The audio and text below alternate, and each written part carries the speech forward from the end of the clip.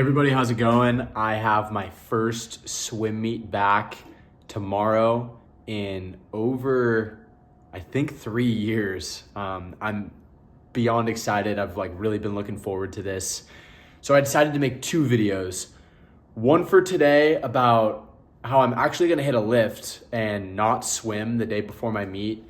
I'll go over what I'm gonna do in this lift, how to control volume and sets and reps overall to make sure that it doesn't have a big effect on me or make me super tired and fatigued for tomorrow at the meet. And then the second video is gonna be just meet content. It's gonna be me there, my races, hopefully get most of them on film, swimming 3 things. And yeah, so you'll see these 2 videos dropping and I hope you enjoy them. All right, before we get into the lift, I wanna talk about the details of lifting during swim season, lifting close to competitions, things like that. It's one of the number one questions that my brother and I get as strength coaches and former swimmers, water polo players, things like that. So athletes constantly ask us, Coach, when should I stop lifting before my meet? Or how many days a week, basic things like that. But most of the time it's when do I stop, or when do I start to phase out during taper before that big meet? And here's the answer to that question. You should not stop lifting before your big meet, okay? There is so many other things that you can do first with your lifts before completely taking them out, okay? So let's talk about taper for a second. In a swim taper, you are lowering the volume and hoping that your body has time to recover from all the training that you've been doing to then feel a little bit fresher and perform a little bit better at your big meet, okay? So we need to look at lifting in the same way. Before you remove it, you need to lower volume. That means sets, reps, okay? It's not the amount of weight that you're lifting that will fatigue you always. It's, how much you're doing, okay? So normally with our athletes, if we're working in, sets of 3 with 6 to 8 reps on a given exercise during the season, as we get closer to their big meet, within the last 2 weeks leading up to that meet, or even the week before, a couple days before, we might move the sets from 4-3 down to 2, and they may only literally be doing 3 reps. So like a 3x3 or a 3x2, or maybe just a 2x3. Like, we are really dropping the dosages down to make sure that, they are not completely fatigued. They are just keeping that stimulus, that strength and that power stimulus in their physical diet, okay? So it has been shown that strength and power adaptations and all those qualities that you build in the gym start to subside and completely go away, quite literally after a few days, okay? So if you were to be lifting all season and then stop 2 weeks before, by the time you get to that meet, those adaptations and all that work that you put in, are pretty much diminished. They're almost gone. And we want to keep those for as long as we can. So I lift all the way up to my meet. I'm gonna lift today. I have a meet tomorrow. My volume will be completely controlled. I'm not doing anything crazy. I'm gonna do 1 to 2 sprints, a couple jumps, and then some lift things in here just to make sure I'm keeping my body feeling strong, feeling powerful, things like that, and providing that stimulus for it to stick around. But I hope this explanation helps. That's my answer to that question. When should I stop lifting before a big meet? The answer is I lift all the way up to my big meet. You can stop 1 or 2 days before. If your meet starts on a Friday, maybe your last lift is on a Tuesday or a Wednesday. But hope that helps you guys out and gives you a little background into, the whole lifting and swimming and how they complement and when to stop and whatnot. So enjoy the video.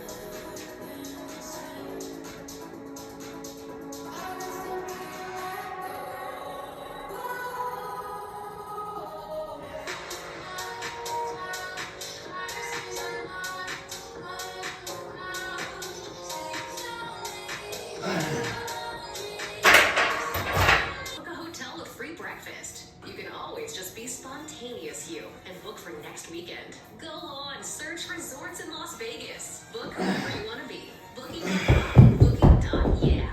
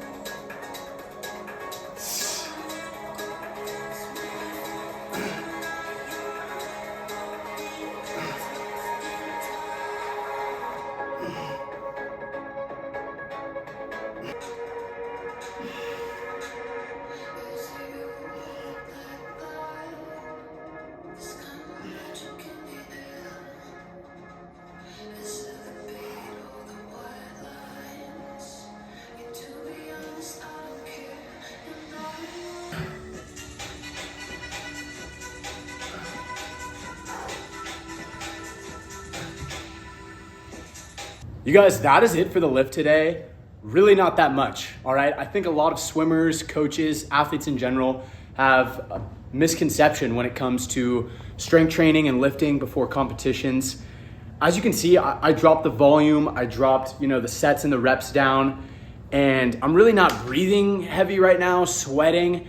It's about tapping into those qualities that you've been training, the strength, the power, the speed. If you stop 2 weeks out or 1 week out from a competition, you are gonna see diminishments in those qualities that you have been training over time. So I try and keep training in the gym as close to my meet as possible, all right? And it's not all of the soreness and the fatigue that people think it is. You can control the volume, you can manage it. You should never completely remove it. And I'll let you know how the meet goes tomorrow.